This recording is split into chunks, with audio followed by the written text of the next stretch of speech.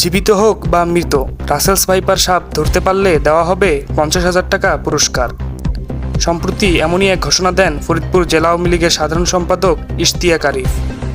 এরপর Russell's viper সাপ ধরা নিয়ে পড়ে যায় হুলস্থুল কাণ্ড। এই আপনার হলো গিয়া আমাদের এলাকায় অনেক বিগত কালকে পরশু দিনকে একটা সাপ মারছি। ছোট বাচ্চাটা এটা আপনার হলো গিয়া আমাদের এলাকার হলো গণ্যমান্য ব্যক্তিরা তারা ধরতে বলছে জুয়েল ভাই, তার কথার উপর ভিত্তি করে আমরা এটা ধরছি, ধরে নিয়ে আসছি। শুক্রবার জেলা আওয়ামী লীগের সাধারণ সম্পাদক ইশতিয়াক আরিফ বলেছেন, সুরক্ষিত পোশাক পরিধান করে কেউ যদি জীবন্ত রাসেলস ভাইপার সাপ ধরে আনতে পারে তবে তাকে 50,000 টাকা পুরস্কার দেওয়া হবে।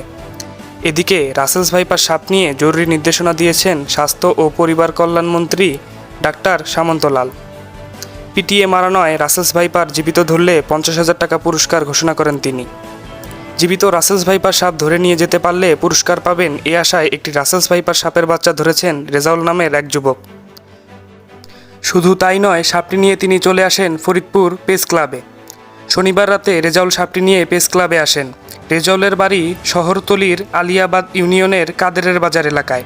রেজাউল পেশায় একজন কৃষক, তবে মাছ ধরার কাজও করেন। রেজাউল জানান, 2 দিন আগে তিনি একটি রাসেলস ভাইপার সাপ মেরেছেন।